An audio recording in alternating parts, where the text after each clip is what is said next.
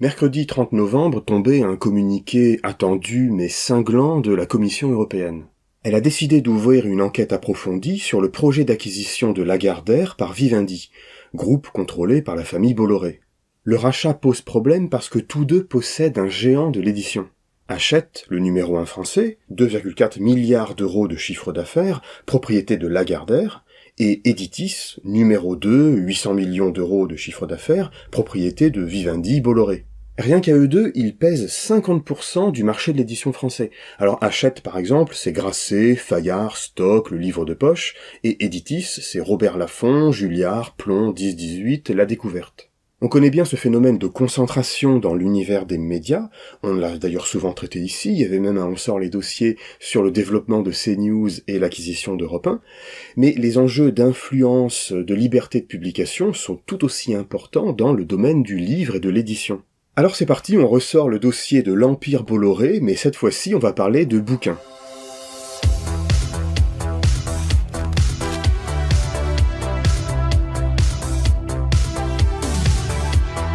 Il faudrait commencer par énumérer toutes les activités et propriétés de Bolloré.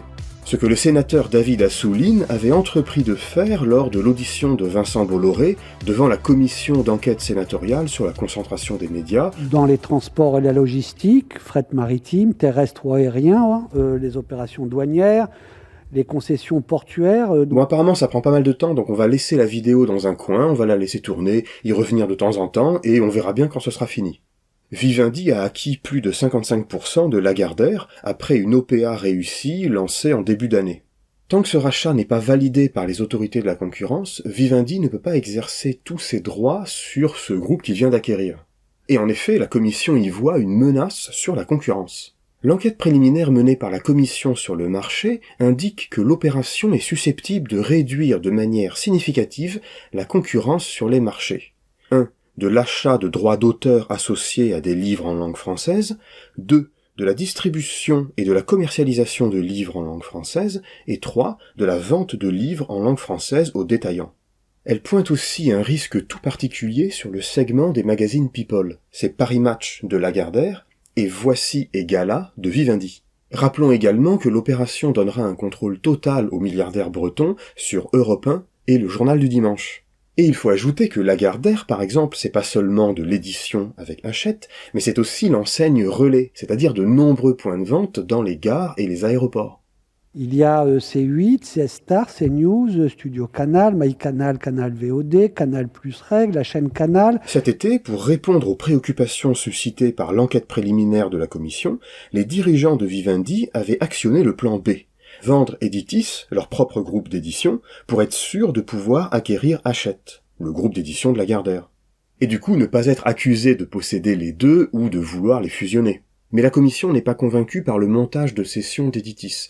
Il faut dire qu'il y a un peu anguille sous roche, puisque la proposition de Vivendi consiste à disperser une partie des titres sur la bourse, et à se débrouiller pour refiler le reste à un acteur qui serait pas trop puissant sur le marché, de telle manière qu'il ne ferait pas concurrence à Hachette par la suite. C'est donc une opération peu coûteuse. Bolloré se séparerait du numéro 2 pour acquérir le numéro 1. Havas Créative, Arena Média, Arnold, l'Institut CSA, l'Institut de sondage, BETC Fusilix, et je vais passer toutes les filiales d'Havas. Bref donc, procédure d'enquête approfondie sur les activités de Vivendi, ça va durer quelques mois. L'autorité de la concurrence européenne a de grands pouvoirs pour bloquer ou autoriser ce genre de concentration. Par exemple, et c'est ironique puisque c'était dans le sens inverse, elle s'était déjà opposée en 2004 à ce que le groupe Vivendi cède la totalité de son pôle d'édition à Lagardère. Évidemment, une bonne partie du milieu, éditeurs indépendants, libraires, mais aussi auteurs, sont vent debout contre ce rachat. Les libraires pourraient voir leurs marges réduites, les auteurs pourraient voir leurs avances réduites, et les lecteurs pourraient voir le prix des livres augmenter. Quelles seraient les conséquences pour la diversité éditoriale? Le milieu craint une best-sellerisation, c'est-à-dire une focalisation sur le court terme, une focalisation sur ce qui plaît à tous, une absence de prise de risque. Et enfin, les inquiétudes peuvent porter sur des enjeux politiques et démocratiques. Nous ne parlons pas de fabrication de brosses à dents ou autre chose, sans mépriser aucune activité industrielle, mais nous sommes dans le domaine où se façonne l'opinion, On sait comment Bolloré a mis son système médiatique au service d'un projet idéologique et culturel de promotion des valeurs traditionnelles de l'Occident, notamment en faisant d'ITélé la très réactionnaire CNews. On sait comment un candidat à la présidentielle a pu mener campagne pendant des semaines sur ces chaînes sans avoir à se déclarer officiellement. On sait enfin à quel point Bolloré est coutumier de l'intervention musclée dans l'activité de ces médias. Il n'y a aucune raison de penser qu'il ne fera pas pareil dans le domaine du livre. D'ailleurs, c'est déjà fait. On avait appris qu'Editis avait suspendu l'impression du livre de Guillaume Meurice et Nathalie Gendreau, qui justement moquait Vincent Bolloré. Mais nous, aux médias, attention, on n'accuse personne. Bon alors, au fait, où ça en est, ça ? Europe 1, RFM, Virgin Radio, Paris Match, Journal du Dimanche. Et cette crainte d'un déversement de contenu idéologique ou de censure prend une saveur toute particulière quand on sait qu'Hachette, c'est aussi un géant de l'édition de livres scolaires. Ma maîtresse, quand j'étais en 7e 1, avait envoyé un bulletin de consigne avec marqué à mes parents « Vincent se mêle de tout, il n'a plus qu'à prendre ma place ». L'Empire Bolloré a donc un pied dans de plus en plus de médias, mais aussi dans la communication et la publicité, ou encore dans les divertissements et spectacles, et là il s'apprête à devenir numéro 1 de l'édition. Or sa domination ne s'exerce pas seulement parce qu'il peut être le plus gros dans un secteur, mais parce qu'il est en mesure de faire jouer, d'articuler différents secteurs. Un livre ou un artiste peut bénéficier d'une campagne promotionnelle étendue et diversifiée. Ce sont ces mêmes synergies dont a pu profiter Éric Zemmour pendant les pré-campagnes et campagnes. L'autorité de la concurrence européenne examine surtout les conséquences de la monopolisation des activités au sein d'un secteur, ici l'édition.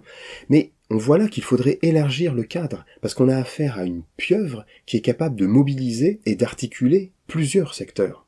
Et donc, notre intérêt n'est pas politique, n'est pas idéologique, c'est un intérêt purement économique.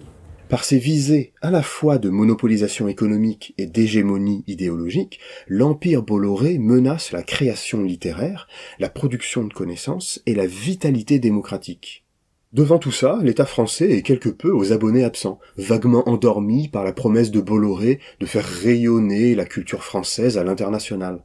L'Arcom roupille, et la commission sénatoriale sur la concentration dans les médias a vaguement titillé Bolloré, mais sans aucune suite concrète ou légale. Mais je recontinue à vous dire que c'est un groupe encore petit, il n'en reste pas moins qu'il n'y a aucune idéologie politique.